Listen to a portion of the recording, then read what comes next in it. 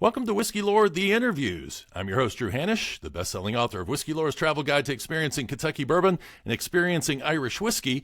And today, I'm excited to share a long-lost bourbon whiskey story with you that goes back to the very origins of the spirit. We're going to talk a little bit about a whiskey legacy that originated in Bourbon County, Kentucky in the 1830s.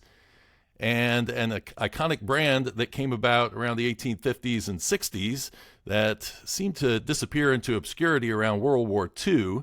It's a brand you've probably seen on your shelf and maybe gone, what the heck is that? It is the brand Chicken Cock, and we're going to be talking about that brand, its origins, and its founder, James A. Miller. And then we will also jump in, do a little bit of tasting on the whiskeys and find out where the brand, or how the brand came back into the market. So to do that, I have with me as my special guest, Will Woodingham of Grain and Barrel Spirits. Will, welcome to the podcast. Thanks so much for having me, Drew. It's a pleasure always to talk about the history of Chicken Cock. Usually I don't get to touch on it for this extensive period of time, so I'm really excited for that. Thank you for having me. Yeah, pages and pages of notes, and full disclosure that I was in on some of this research, so we may jump into a little bit of conversation back and forth through this. I just find it an absolutely fascinating story, and to me, it really shows how little we really know about bourbon history, that a lot of the stories that we've learned over time have been just kind of rehashed and thrown back out there again, and then once you actually dive in, it becomes much more fascinating. Yeah, absolutely. There's always something that people miss, or that the story's told one way for so long that a lot of the amazing touch points throughout its history get lost. And like I said, there's so many amazing touch points throughout the almost 170 year plus, honestly, year old story of this brand. So it's fascinating. So let's start at the end, and then we'll go back to the beginning. Kind of tell me how this brand was rediscovered. Yeah, so like you said, Grain and Barrel Spirits is our parent company, and we have a few different craft brands that are underneath our umbrella. It was around 2011 when our founder wanted to add a whiskey brand onto our portfolio. Whether or not he had his mindset on completely starting up a brand new whiskey brand or, reviving an old one, I'm not sure. But either way, he was in the Oscar Getz Museum in Bardstown, Kentucky. And I haven't had the chance to go by there just yet on my own, but I've heard I know. I figured you would tell me definitely go there. Yes, that's where I first saw the bottle, actually, and I was like, oh, that's interesting. Yeah. So I think our founder, his name's Madi, and he was in that museum. He was in the Oscar Getz Museum, and just happened to be passing by that case that has the Chicken Cock bottle in it. And, I always tell people, I'm like, just like I did or anybody else, when you see that brand name, curiosity strikes you immediately. What is that about? What is that name?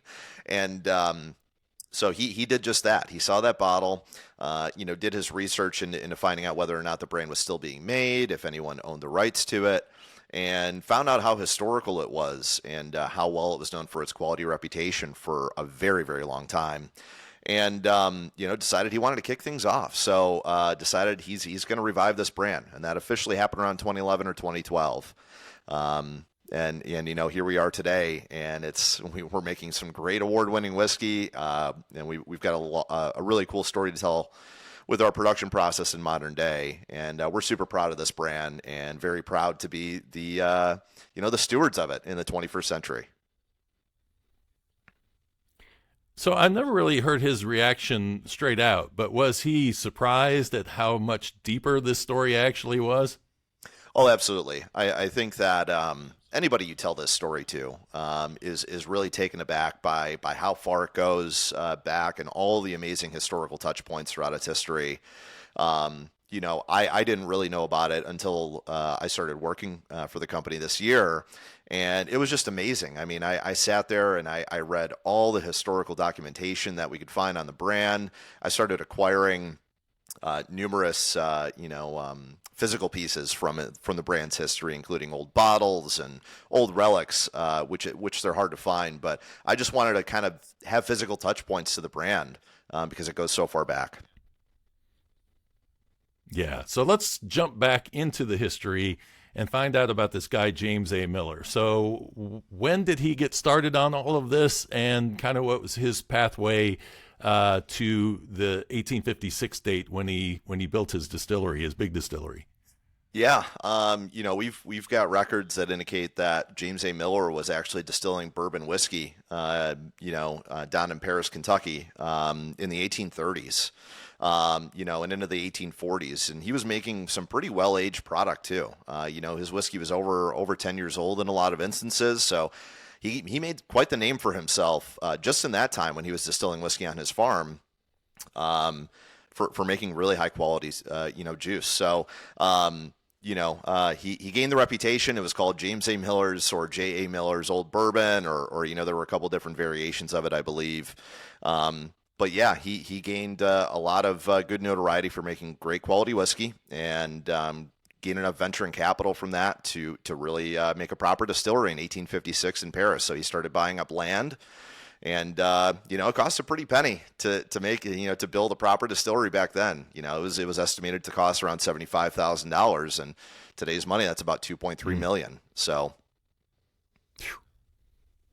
that's something. And you wonder, the statistics I saw was that I think Sam Clay was the second biggest distiller in the area, and in Paris, and he was like half of the output. And I've seen Sam Clay's name show up in Tennessee records that I've been researching.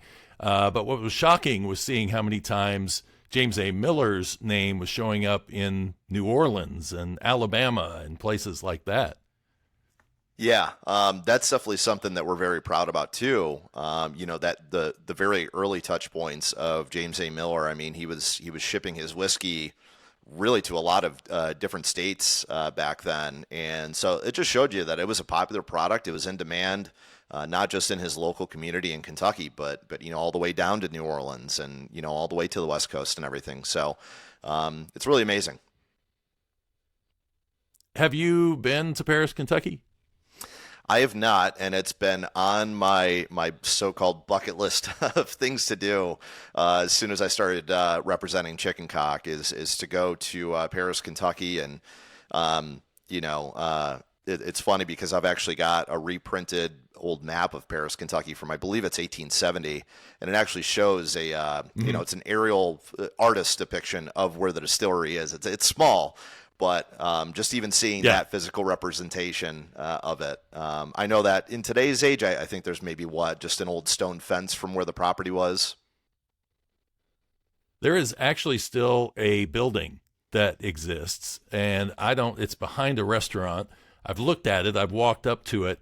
The best I can guess is that it was probably used for grain, and that was all that remained, because the distillery itself, it was being used for making cotton rope or something. I forget exactly what it was, but the man that owned it was not allowed to make whiskey, so it was just being used for another purpose, and then it burned down in 1961. So this one particular building still exists, and yes, there are actually lines or these walls that exist all the way down through there, and going back through the old records, the title deeds, they mention those being there. So this is something that goes all the way back into the 1850s with those walls that they built there, which is really interesting, because it's like you'd like to see the distillery itself and understand what it was like.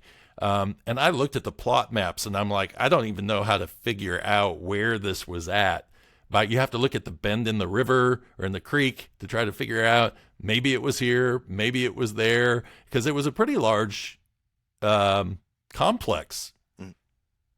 Yeah, absolutely. And even looking at that reprinted map that I have, it was, it's so cool because, it was right pretty much in the heart of Paris, Kentucky, where Stoner Creek kind of forks off. And so it was such a vital piece of the area. So much so that when you look at old maps and they give you the little references to where the courthouse is and the post office and everything, they list the distillery down there with everything else. So it was a major landmark in that community, and it was obviously vital to its commerce and everything else. This is what I find interesting too, is that as I did my own research into this, and I find this in Tennessee as well, we expect everything to have a name. We expect everything to have a branded name. And back then, branding wasn't really necessarily a big thing. And so the name of this distillery is sometimes a little hard to pin down. But what's interesting is finding ads around 1856 where he was actually calling this the Bourbon Distillery because it was a distillery in Bourbon County. And there was a distillery that was called the Paris Distillery. So obviously it was in Paris, Kentucky. Whether it was its official name or not, that's the hard part to know.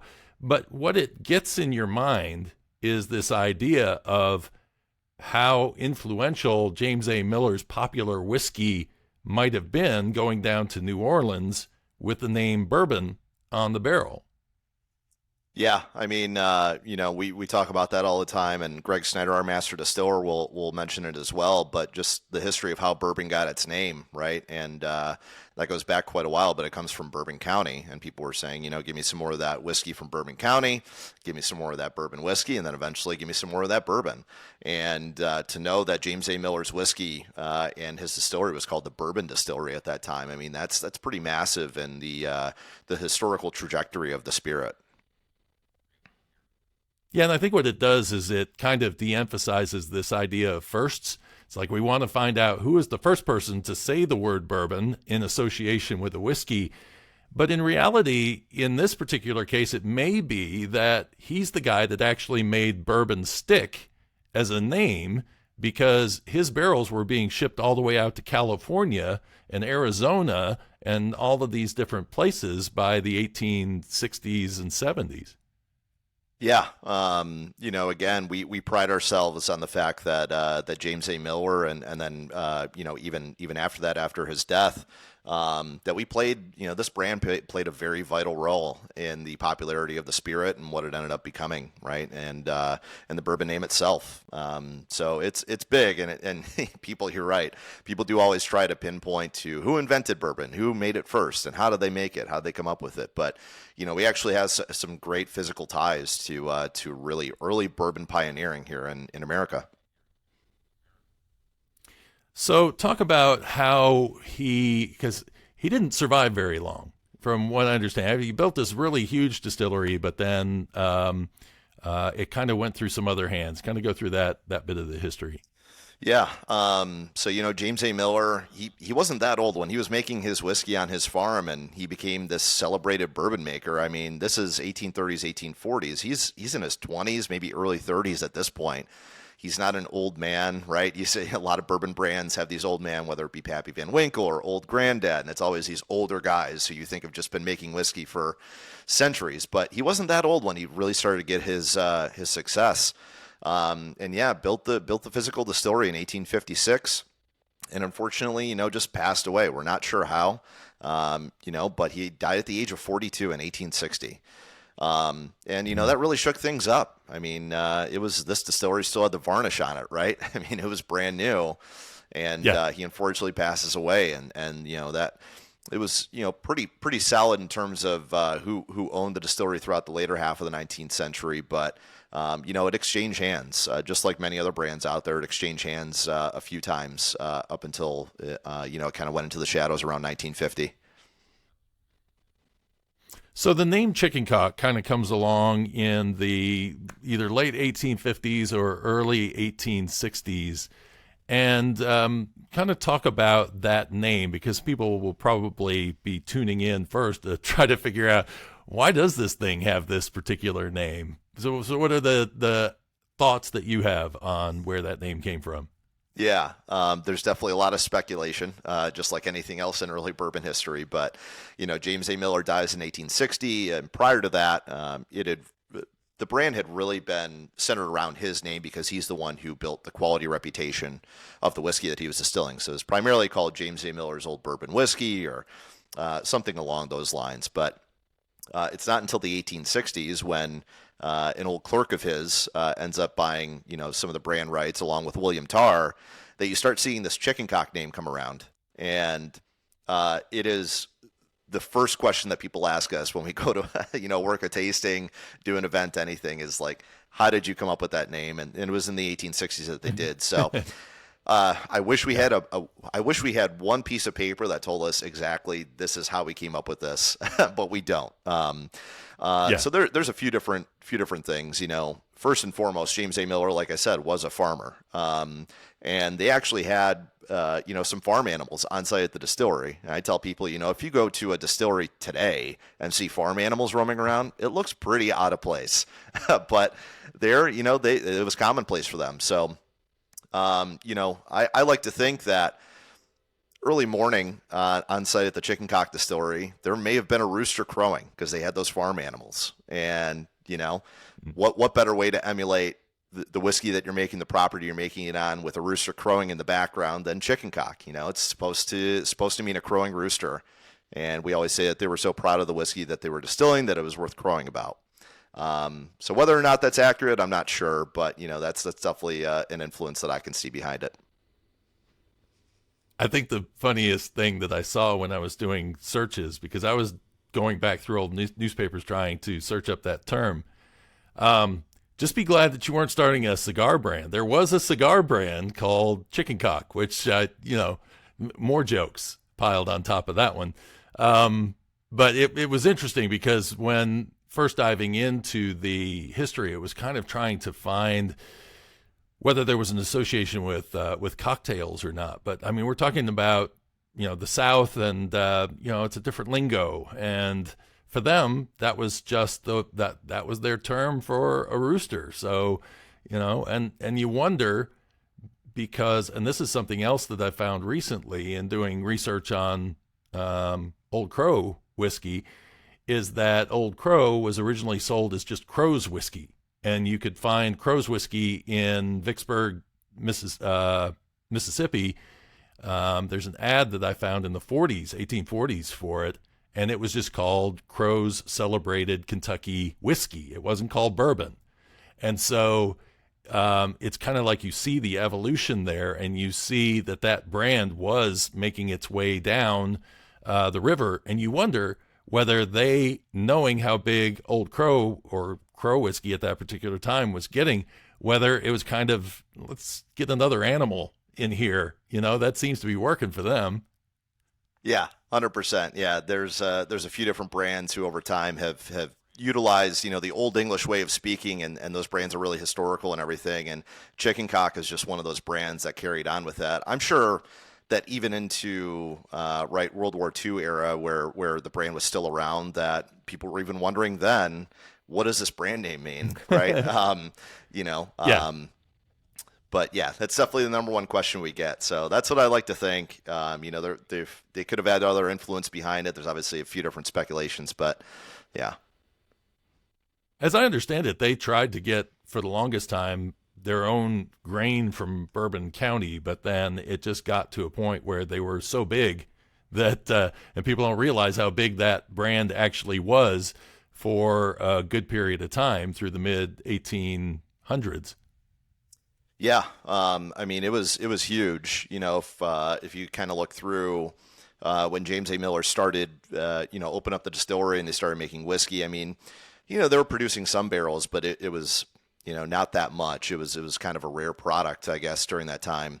But then you get into where George G. White takes over, and I mean, they're pumping out thousands of barrels, and tons of bushels of grain per day, and it's just amazing. It seemed like every decade they were pretty much double or tripling their business from the original founder. So it was a monumental, huge brand. So what's interesting about that is that when a brand gets that big, you get imitators. And there was a famous imitation that actually ended up in court. Talk about that one. Yeah, so that happens around I believe it was the 1880s or 1890s. But so they came to find out that there was this whiskey company owned by, I think it was John Miller Co. and they were making what was called Miller's Gamecock whiskey. Now, if you look at that on its face, our original founder was James A. Miller, same last name. And then they're using Gamecock, and we're calling ours Chicken Cock.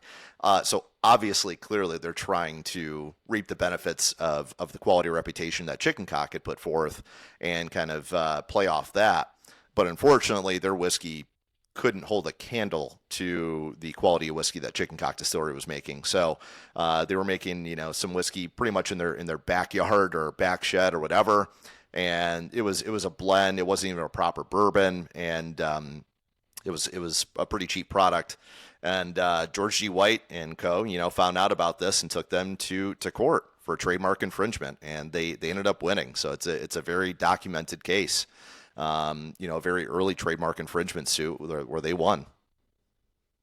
Well, and interesting that it was in a Boston courtroom that it happened, that the court case was heard.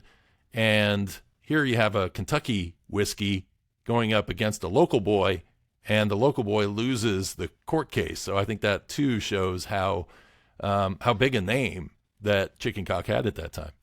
Yeah, if you kind of go through the transcript or the documents with that court case, you bring up a good point that you would think that a local court might side with the Boston, Miller's Gamecock company. But they did side with George G. White. And the reason for that was because this brand had been around and celebrated and known for its quality reputation for decades at this point, right? And they were trying to imitate that. Yeah. And so that's all documented, right? That Chicken Cock has been around. It's been an esteemed brand of the highest quality. And so that's how they won that case. So it's interesting to see all these brands come back, because it gets in my head, thinking that William Tarr was a short-term owner.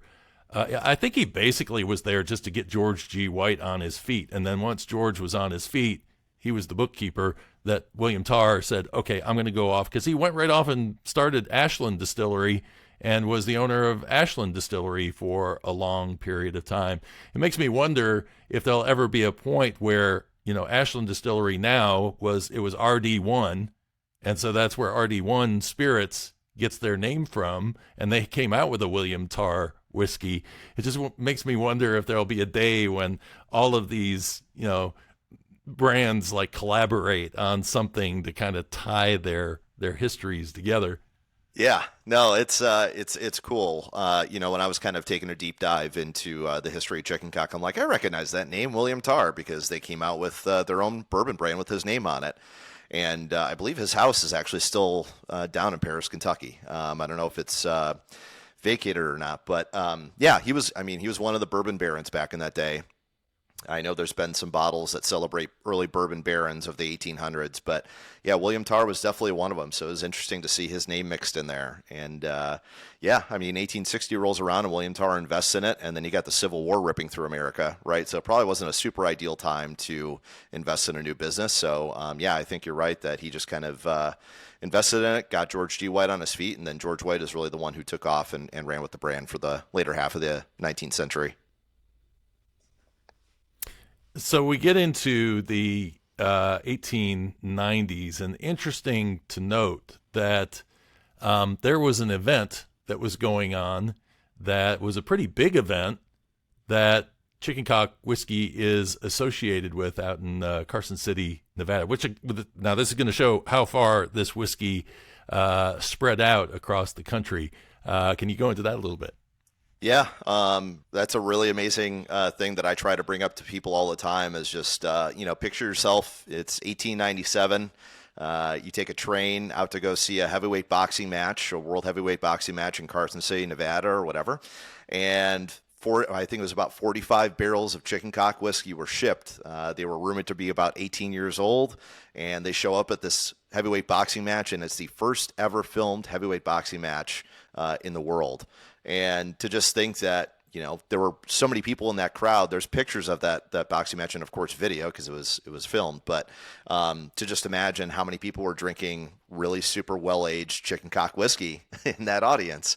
But also, like you said, to know how far and wide this whiskey reached in the United States at such an early point in time that it was making it all the way out to Carson City and being shared is really, really cool.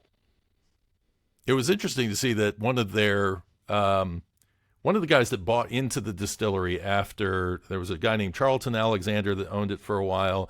And then when he left, a guy named Yates Ferguson, who was a spirits dealer out of New York, but he decided to buy into the Chicken Cock distillery. But he had a situation back in 1870 during the whole whiskey ring era that was interesting to see, too, that he was finding in California there were people that were imitating the Chicken Cock whiskey, but coming out with like a cheaper version of it.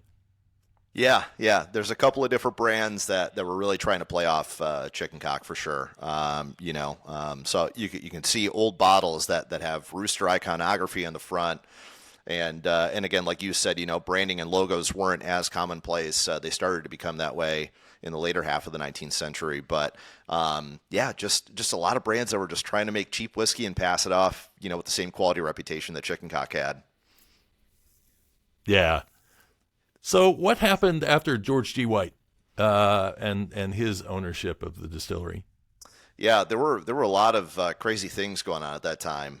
Really, what you saw was the Whiskey Trust starting to form back in those days. Just before the turn of the century, before the turn of the 20th century. So they had been trying to acquire the distillery off George G. White's hands, and he didn't want to give it up.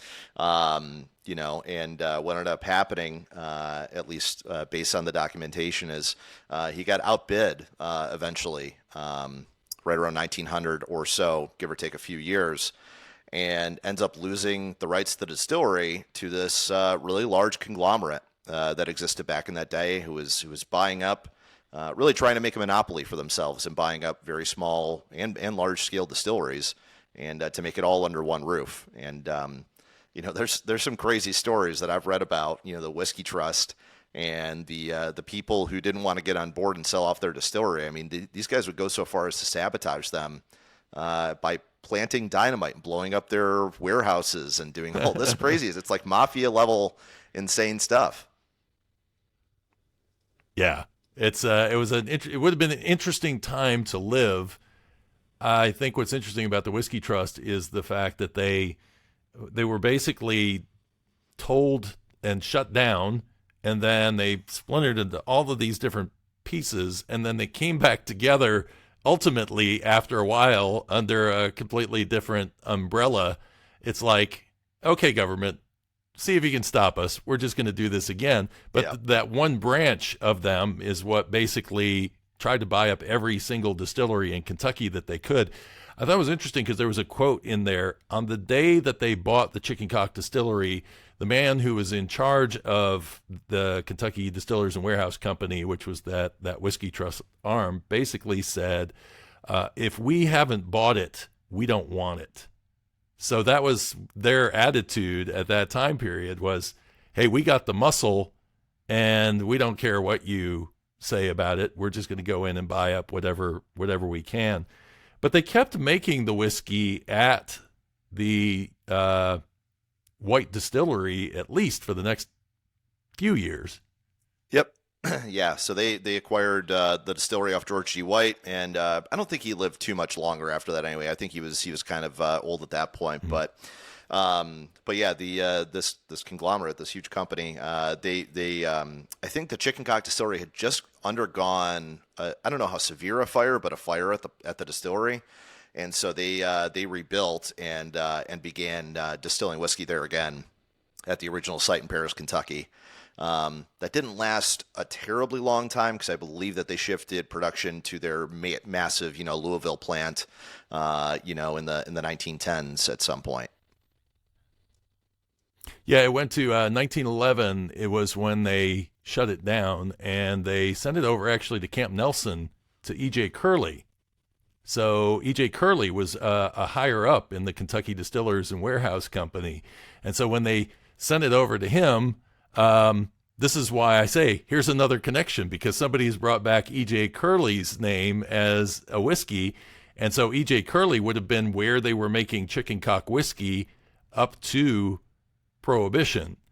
And then after that, they sold the building, they sold off the warehouses, basically wrote into the documentation saying you cannot distill whiskey to the new owner. You cannot distill whiskey on this property. So that's how we kind of know, and that's where history's kind of gotten it wrong for a long time, because there's been talk about, oh well, the distillery survived all the way into the 60s, so after Prohibition they were still distilling there, but in reality they had abandoned that place in 1911 or around that time, and then it was just being made off-site.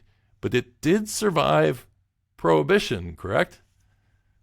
Yeah, the brand did survive through Prohibition, absolutely. In a couple of different, really amazing ways. The first way was being made as an American whiskey by the American Medicinal Spirits Company, and not a lot of brands survived through Prohibition, and even fewer were made during it. And Chicken Cock, we're proud to have that history behind us, that it was made as a medicinal whiskey. So you could go into your, if you were smart in the 1920s, they said you'd be sick every day of the week, and you get whiskey prescribed to you, and you could go into a general store and pick up a bottle of Chicken Cock for your medicine. So, the other way that it was being made was as a pure Canadian rye for a brief amount of time.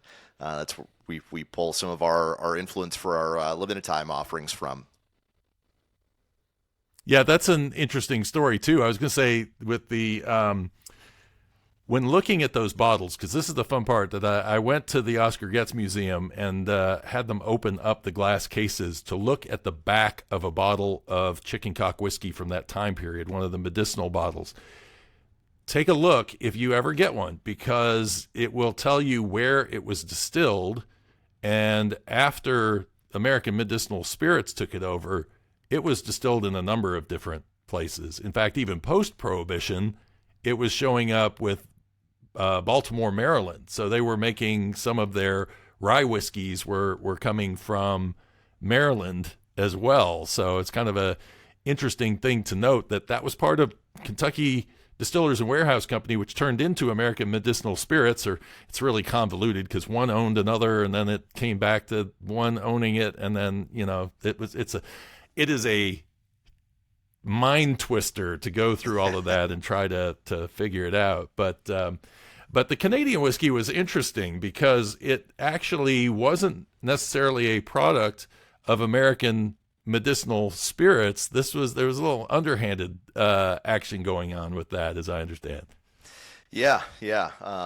Just to touch on your point about the lineage and where Chicken Cock was being made at what certain time. I ran into that myself. There's not really it's all over the place. But the Canadian portion, a guy by the name of Sam Bronfman, who was the big lead at the Seagram's Corporation back during that day. He was a smart businessman, I'll say that, because he was making spirits in America while Canada was going through Prohibition and smuggling spirits up. And then when the script flipped and the United States started going through Prohibition in the 20s, he shifted all production up to Canada, and it was legal for Canada to produce spirits as long as they were exporting them. So that was his get around, I suppose. But he was beholden to the bootleggers of that day, probably during that time, and so he was trying to acquire and make as much whiskey as possible up in Canada during Prohibition. And one of the brands he got the brand rights to was Chicken Cock. And some people don't know this, but Chicken Cock was already a registered trademark brand in the United States. I mean, at that point in time, it had already been around for almost 70 years or so, and so there was a little bit of that. He was able to get the brand rights and produce the brand, even though it was registered here already. But he was producing Chicken Cock as a pure Canadian rye, and he was putting it into an interesting packaging. He was putting it into a tin can that you basically had to use almost like a key to cut open, and it was to prevent the smugglers from tampering with it as it came back across the border. Mm-hmm. So they were shipping all this Chicken Cock rye to an island off the coast of Newfoundland, and then it would make its way predominantly onto the east coast of America, but it was showing up all over the place. So that's a really, really cool, interesting piece of history right there. That's why some of our whiskeys, we call it the whiskey in a tin can from that era. It has a little musical tie-in as well from that time period. Absolutely. So yeah, you got to think about it. Roaring 20s. There's a lot of speakeasies across the nation. There's plenty of them in today's age too, but plenty of speakeasies going on. One of the most famous ones was called the Cotton Club in Harlem, New York, and it was an extremely well-known, popular jazz and speakeasy bar, and all the jazz legends played there. Duke Ellington, Ella Fitzgerald, Louis Armstrong.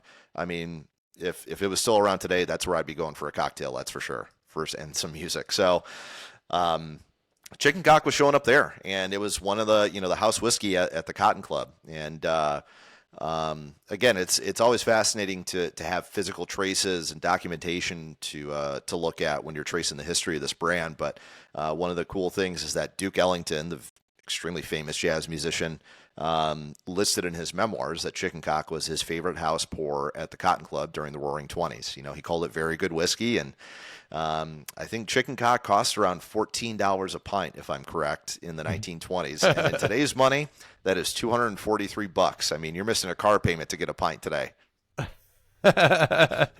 Yeah, that's amazing. What it would be like to get a chance to taste that, and see what that is like. And so once we get past Prohibition, what happened with the brand at that point? So out of Prohibition, then you go into Great Depression, and you got World War II, and alcohol is really just being predominantly made for industrial purposes, not as much for consumption. And so, by the time that 1950 had rolled around, the larger conglomerate who owned chicken cock during that time, they were still making chicken cock, but it wasn't the same like it was, 70, 80 years prior. It was a blended whiskey. It wasn't a proper bourbon like we'd know today. And so the quality went down, the price went down, and unfortunately the brand just didn't have the popularity that it did 50 or 60, 70, 80 years ago prior to that. And so they just decided to kind of put it into the shadows. Coinciding with that, the original distillery, did eventually burn down around that time, but that's not the reason why the brand faded out. It was just because it wasn't popular, and they just kind of killed it off, unfortunately. Did you see the story? It was like it came out of Lexington Herald, I think, from 1961 about the bottle of chicken cock that they found inside the foundation of the distillery after it burned down. Yeah, I did read that. That is just, I mean, that's amazing. I don't know if that bottle still exists or where it's at, but I would love to see it. Yeah, as I understand, it was like the guy was saving it for his grandson, and so he sent it out to California somewhere. Hey, if anybody knows where this bottle is, it'd be fascinating to see. What would be interesting to see too is that none of the workers who got a hold of the bottle knew what time the whiskey came from. So that tells me that whoever was working at the distillery at the time put that into the foundation while it hadn't gone through full stamping and everything by revenue. And so it makes me wonder, how it got in, because otherwise it would have a tax stamp on it, and that tax stamp would tell you when it was produced. But the thought was that maybe this was one of the last, when they sold off the thing to have it no longer be distilling whiskey, they just put the last bottle in, because when it was built in 1856, they weren't really bottling whiskey back then, so it wouldn't have been an original bottle. Plus, again, it'd be interesting to see what the logo and all of that would be like.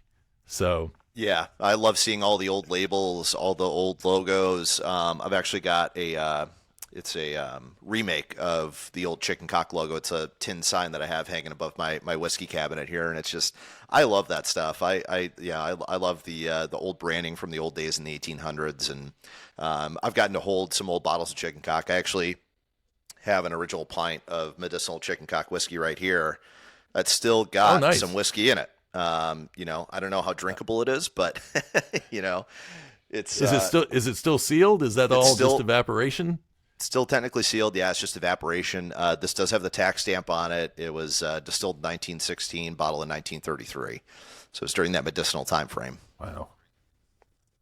Yeah. Oh, yeah. Well, it would have come out of E.J. Curley Distillery, now we know. Yep. And do you see on the bottom of the bottle, on the back of the bottom of the bottle, does it say what distillery it came out of? Produced by Coon Hollow Distilling. It doesn't say a city. Oh, okay. Coon Hollow is from New Hope, Kentucky, which is south of Bardstown. And Coon Hollow would have been part of the Stoll organization. The Stolls were part of that Kentucky Whiskey Trust, and they were the ones that kind of snuck in and outbid William Tarr by $1 to buy the distillery from George G. White. Yeah. And Coon Hollow, I've actually been to the site where that distillery was. It was right where Log Still Distillery is now. The train tracks would run further east, and as you pass the town of New Hope, and then you go a little beyond it, that's where the Coon Hollow Distillery was. There were 11 distilleries in that area, in that one little area at that time period. But Coon Hollow was one of the ones, for some reason, they decided they wanted to hang on to, because they mostly, when the Whiskey Trust came in, they just shut down the distilleries that they weren't interested in. So that is fascinating, actually, that you got a little bit of juice from that distillery. And that tells a story, too, because the story that I read was that production went to the E.J. Curley Distillery, but apparently Kentucky Distillers and Warehouse Company was basically just grabbing it from wherever they could get it from to put it in the bottle. So interesting, very interesting. Yeah. The stories those bottles could tell. I know. It's fascinating. I just love just even looking at it. Yeah. I love it.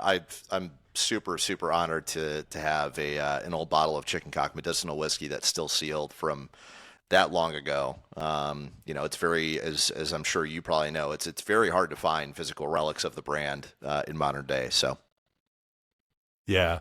Does that bottle have any kind of contour to it? Some kind of, because now we have these embossed bottles, and I know they were making embossed bottles back then. Does that one, is it embossed, or did Kentucky Distillers and Warehouse Company cheap it up a little bit by not going big on the glass detail? Yeah, it's so it says American Medicinal Spirits Company, on the back on the label, and it's got the AMS sort of embossed logo at the very bottom. But other than that, it just says full pint, and the rest of it is just labeling. So, yeah, I guess if you're going to go get a prescription for this stuff, you're not really shopping by bottle design as much as you're just waiting. Get me my medicinal whiskey so I can drink. Exactly. I got to be cured. Different time period. So let's talk a little bit now about the current bottle designs, because was there inspiration on those bottle designs? I've noticed that the Double Oak bottle has kind of almost a sunray kind of a pattern on it, whereas when I first looked at the rye, I thought, oh, wait a second, what is this honeycomb thing? But then I was like, oh no, I bet that's chicken wire. Yeah. Yeah. So that's a really cool piece. The question that I get a lot after I get done telling kind of the history behind the brand and how far it goes back, people always ask me, once I start talking about sort of the revival of it, do you guys use the original recipe? And I'm like, no, that's long gone information that we absolutely don't have. Exchanged hands throughout the years and the decades, and fires in the distillery and who knows what else. But no, unfortunately, we don't. But, a couple places where we do draw inspiration from is our packaging. Every single bottle that we offer in our lineup is a callback to, or similar to what chicken cock looked like back, 100 years ago. And so our bourbon and rye whiskey, as well as a couple of our other limited time offering bottles with what looks like honeycomb on the outside, is actually chicken wire. And these are exact replicas of what chicken cock looked like during Prohibition, when it was being made as that pure Canadian rye whiskey and packaged in a tin can and came in that $243 pint. They're exact mimics of it, which is cool. And I've got one of those original bottles as well. Now, it doesn't have whiskey in it, unfortunately, anymore, but it's really cool to showcase to people and just put it side by side with our current bottle. And then the other bottle design that you're referencing with the sort of the sunburst Art Deco 1920s look to it, That is exactly what chicken cock looked like when it was being made as a medicinal whiskey by American Medicinal Spirits Co. And they had a few different brands that they that utilized the similar or same exact bottle design. I think Old Rip Van Winkle was also one of those brands during that time. But it comes with the cap on top. So our Island Rooster Rum Barrel Finish Rye, our Double Oak, some of our other limited time offerings have utilized this bottle design, and I love it. It's beautiful. But as mentioned, you get your whiskey prescribed by a doctor, and you pick up chicken cock from the general store, and you go home and you measure your medicine with the cap on top. So that's just like NyQuil is today. That's the same thing we're emulating in today's age. So it's a really cool bottle. It's a fun story to talk about. Absolutely. So let's talk about the current brand and what you're doing in terms of producing the whiskey. So the idea being that you're kind of drawing upon your own inspiration to figure out what your mash bills are. You make no secret about the fact that your whiskey comes out of Bardstown Bourbon Company as well, which kind of talk through that process and the idea of the use of a supplier like that versus somebody like an MGP. Yeah, so around 2017 is really when we shifted gears into the chicken cock brand that you see before you today, right? All made in Kentucky, proper bourbons and ryes for the most part. And one of the first things that we did was you got to get a master distiller, right? So we hired on our current day master distiller. His name's Greg Snyder. And Greg has been in the industry for almost 45 years, roughly, and has had a long, really, really amazing, rich trajectory throughout the whiskey industry. But when Greg came on, he developed his own consultation company. He kind of wanted to avoid the corporate world, but he still wanted to make whiskey and help people, different brands out. So Chicken Cock was actually his first customer. And initially, Greg was brought on to really just help us with supply chain. But eventually, we got to the point where we wanted him actually making the whiskey. And at that point in time, right, if you want to build your own brick and mortar distillery, as James A. Miller can attest to, it costs a lot of money to do. It's a lot of overhead. And not that it can't be done, but, we really wanted to start kicking this brand off and reviving it in the 21st century. So Greg wanted to have a hand in making this whiskey.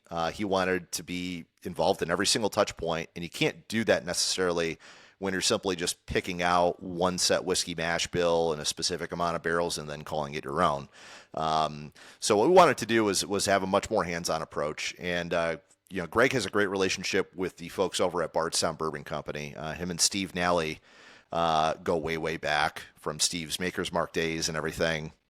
And we developed a collaborative distillation program with them. So that means that Greg has oversight, from bark to barrel to bourbon to bottle is what he likes to say. Greg he's got a super elevated wood selection process that we go through. We're using our own proprietary grains, enzymes, cooking times, temperatures, and he's overseeing that whole distillation process from start to finish when we make our whiskey at Bardstown Bourbon Company. So we utilize their employees, their wonderful equipment, their storage facilities to make chicken cock in the 21st century. But it's a wonderful partnership that we have with them. I feel like in some ways I'm kind of throwing the line out there and hooking in the answers I'm kind of looking for, which is this idea that Bardstown Bourbon Company, if you ever do a tour of the place, it's like amazing how many different recipes that they're working with. And as I understand it, MGP is now growing the list of mash bills that they're working with. But a real advantage to be able to have that level of control over the whiskey that's going to basically be your reputation going down the road. Yeah, that's definitely something that Greg and even our founder Marty, we wanted to make sure that we did right by this brand because we are the stewards of it in the 21st century. Is a couple things that Greg wanted to do. One of the biggest things that he wanted to do, I should say, is uphold the quality reputation that the brand was known for a very, very long time.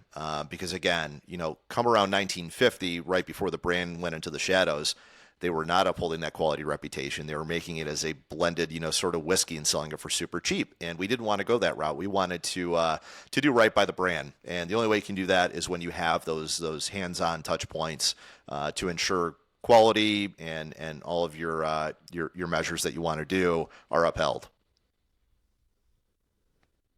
So let's talk about this double oak, because this is a very interesting whiskey. As I only know a little bit about it. I've tasted some, and we're going to taste some here in a moment. But kind of talk through this barrel aging process that you're doing, because as I understand it, you somewhere along the line you're using used barrels for this. Yeah. So this whiskey has a really interesting story behind it. So go back to 2014. There was a bit of a white oak, American white oak logging shortage that was going on in the industry. Basically, the ground was oversaturated that year with rainwater and snow runoff and whatever else. And to get heavy mining equipment in there to get to the logs, they just couldn't do it. It was very hard. They had to wait for the ground to dry up. So you had bourbon producers, whiskey producers that, 9 times out of 10 are going to throw their whiskey into specifically white American oak barrels. Didn't have new barrels to put this whiskey in. So they had to throw it back into a used barrel. That's why it's called a Kentucky whiskey on the label versus a bourbon. It was made with a bourbon mash bill, but because of that used barrel factor, can't call it that. So it sat in a used cask for the first 7 years of its life. Once you get up to the 7-year mark, you're really not going to be able to extract much more flavor out of that barrel. It's like trying to squeeze blood from a rock at a certain point. So what we wanted to do was take this whiskey and elevate it in many different ways, give it a better finish, more flavor, better color, more depth, more complexity. And the only way you can do that is by further aging it. Well, so we cooked up a brand new batch of white American oak barrels, and they had a level 4 char.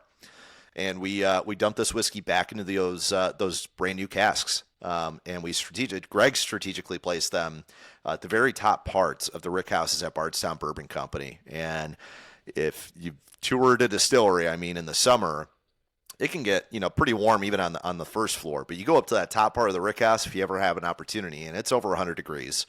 And so that's going to cause your barrels to expand at a very high rate and then contract at a high rate in the winter. So your whiskey is going to be flowing in and out of that wood, and therefore exuding a lot of that great flavor you want to pick up. So it aged in those used casks for another 18 months or a year and a half. And once we pulled this out, man, this is one of my favorite sippers in our whole lineup. It's bottled at 92 proof. It's got a mash bill of 80% corn, 11.5% rye, and 8.5% malted barley. So a high corn content whiskey. Between that and the double maturation on this, plus the age that it went through, it's got a lot of sweeter, richer, sort of desserty flavors to it, which I love. Lots of vanillas, some berries, some waffle cone. Beautiful finish, great mouthfeel. We knocked it out of the park on this one. And again, it takes someone with Greg's sort of knowledge to know how to strategically age this whiskey to pull this kind of flavor out.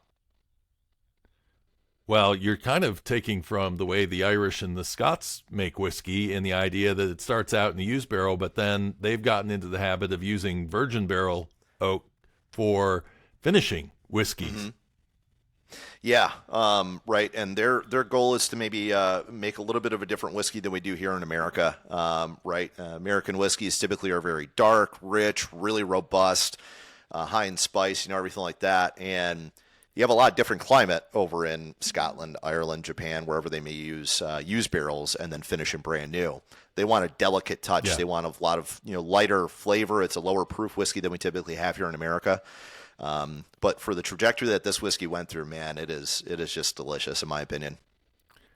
What's interesting about this whiskey, and I'm trying to figure out where these flavors might be coming from, is that I pull out, I get a cola note, which sometimes I get more in weeded whiskeys, but I'm pulling a little of that out. It's got a pepper spice that lays on the palate like it's a high rye, but it's not a high rye. And then I get dark chocolate on the finish of this whiskey. Yeah.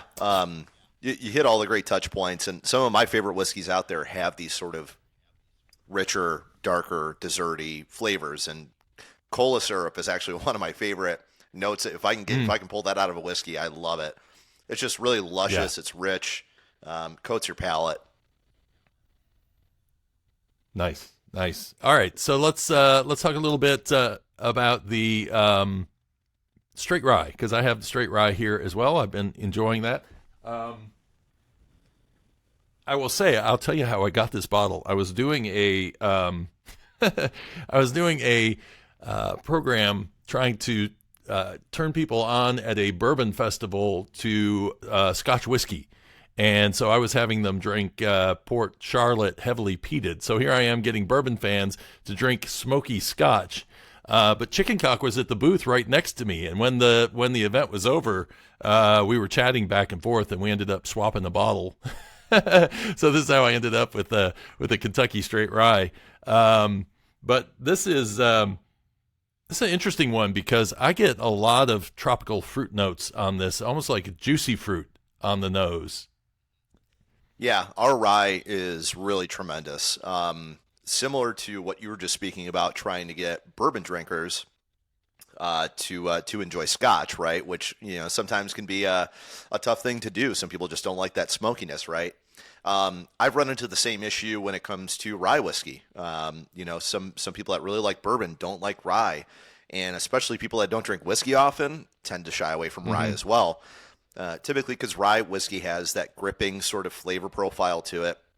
It can be really spicy. It can be really earthy. It can be challenging to your palate in some ways. And it really is usually a whiskey that takes time to really appreciate. But the more that I found that I drank it throughout the years, the more I started really, really loving ryes because they were just full of great complexity.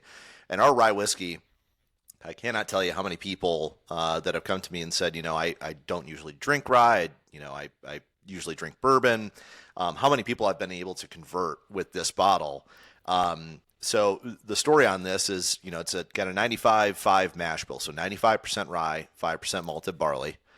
And again, Greg goes through the very elevated wood selection process. We do a medium plus toasting plus a level 3 char in each barrel that we do to maximize flavor during maturation. And this rye has just great flavor. But what I love is that it's very palatable still. It's got sort of sweeter accentuations to it. So on that nose, you get a little bit of that citrus or maybe that juicy fruit, some of those brighter tropical fruit notes. And then on the palate, I get you get that spearmint or sweet mint. I get some peach, I get some honey, some oak, right?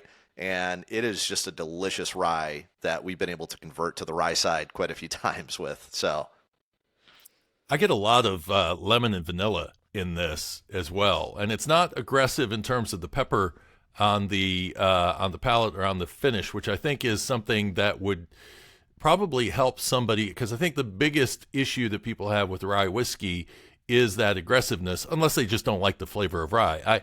I look at people when they tell me I don't like rye bread, and I go, who are you, and why do you not like that? But because I love it so much, but I understand there are people it's just not going to hit their palate quite the same way, and so they're going to look for something different. But the complexity, as you say, in rye is so interesting, and I think the fact that you say that this has kind of a medium char on it instead of a higher char would create a little less of the barrel influence, and to me, that's what really makes rye sing, when you get more of the distillate that you're tasting rather than too much of the barrel influence. Yeah. To your point, I haven't drank a ton of moonshine, right? Or, white dog, distillate, because it's just, usually it's way too alcohol forward and all that stuff. But I always do, enjoy trying it because it's unadulterated, untouched by a barrel. And it's really cool to kind of see how the distillate tastes before it actually enters. And, some of my favorite white dogs or distillates that I've tasted have actually been rye whiskeys, because the distillate just on its own before it even goes in that barrel just has really, really great flavor. The bourbon ones that I've tasted, not as much. They really do depend a little bit more heavily on that wood, which is why rye maturates at a much faster rate than bourbon does. It doesn't need as much time in the barrel. That's why we're picking up a lot of great flavor with just doing a level 3 char and a medium plus toast versus having to get a ton of barrel influence on maturation. Does this go 2, 3, 4 years? Do you have a time period on it? Yeah, so if you look at the back of our label, it's aged a minimum of 2 years. We're steadily trying to get more age, right? But we haven't been at the distillation game for a terribly long time. I will say this is that if you set this glass in front of most people and had them estimate how old this rye was, they would probably estimate that it's a lot older than it is, because again of that elevated wood selection process and just the amazing job that Greg has done over at Bardstown Bourbon Company to make a really outstanding rye. Will there ever be a day when there's a chicken cock whiskey distillery again in Bourbon County, Kentucky? Man, I hope so. I would love to see the rooster proudly crowing down there in Paris. But maybe one day. Right now, we're really hitting our stride. We're the fourth largest growing ultra premium whiskey brand in the nation right now, and we're winning awards left and right on this whiskey as it is. I think the further down the road that we go, the more creative we're going to be, the bigger things you're going to see come out of this brand. So maybe one day. And when we do, nice. I'll make sure to put a bottle into the foundation. Editions? There you go. Absolutely, absolutely. Put a timestamp on it too, right. So people know. Nice. So any special editions that we should be looking out for coming up? Yeah, so kind of going back to the limited time offering spectrum. Like I said, one of our first ones was called Cotton Club that we put into a tin can, obviously to commemorate the Cotton Club history, the pure Canadian rye history, all that good stuff. And then after that, we did another tin can whiskey called Chanticleer, which is just won double gold at San Francisco Spirits Competition. It's a cognac barrel finished bourbon. And it's really outstanding. And so this year, come around, fall time, maybe October time frame or so, we're going to have our third tin can edition. It's a really outstanding bourbon. I can't spill the beans just yet, but I'm very excited for it. So definitely be looking out for our third limited edition tin can series coming out this fall. Very nice. Okay, an interesting question that just popped in my head about double oak. That's an interesting way of making a whiskey. Is double oak a one-time only kind of thing, or is this something that you guys are going to be doing down the road? Yeah, unfortunately, I mean, it's not impossible to recreate the circumstances that this whiskey went through. It's not necessarily something we're looking to recreate. So, it all happened because of that white American oak logging shortage. And once double oak is gone, it'll be gone. We may make another double oak whiskey in the future, but once we run out of these, it shouldn't be for a little bit of time. But once this is gone, we'll be moving on from this product. So. It's an interesting experiment, and I love seeing it because it's interesting. Not too long ago, I had the Tomatin Distillery from Scotland on, and we were talking about the idea that back then they were basically making whiskey for blends, and so they made all of this whiskey in used barrels. And so, and these used barrels, some of them were very tired used barrels because they will use a barrel up to 100 years in Scotland. So you get a third fill barrel, it's probably not got a lot that is going to affect the whiskey. But they were using a lot of tired barrels there. But he said what was interesting was that after, 20 years, it's like, wow, I can still taste what some of this original distillate tastes like, which brings a completely different character to it. And so it's just interesting because we're not going to have that opportunity. There's not going to be a lot of distillers that are going to say, I want to commit to aging in a used barrel for 7 years and then finish this thing off with a little time at the top of a rickhouse in a new barrel. Yeah, exactly. The circumstances, again, while we technically could recreate them possibly, again, are just super unique. But that's what I love about it.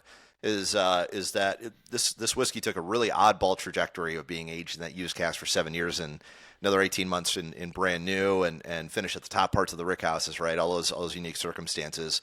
And we had a touch point into making this whiskey what it was in the end. So the biggest touch point, obviously. So like I said, maybe in the future we'll do another double oak edition. Double oak is a super popular subcategory in whiskey. It's really delicious whiskey 9 times out of 10, and maybe we'll do that in the future. But for now, I just love holding on to this and being like, these are unique circumstances that made what's in the glass right here, and just kind of cherish it that way.